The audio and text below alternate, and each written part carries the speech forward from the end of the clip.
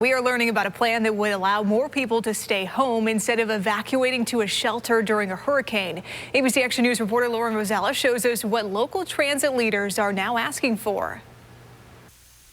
Hillsborough County transportation leaders are working on a plan now to reduce future demand on our roads during hurricane evacuations. Starting next year, they're studying what it will take to provide more shelter in place and shelter nearby resources. This would help keep people off of roads, reducing potentially dangerous trips to shelters during a storm.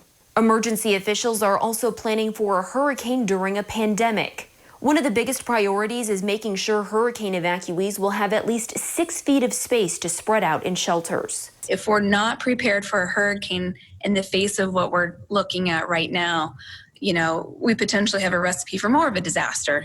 Pinellas County now reaching out to local churches and schools to see if they would consider becoming shelters. Another idea is to use federal funds to rent out hotels so evacuees could spread out to individual rooms. Both Pinellas and Hillsborough counties are encouraging families to use shelters as a last resort. Instead, they're asking people to try and find a place to stay in a non-evacuation zone. In Tampa, I'm Lauren Rosella, ABC Action News.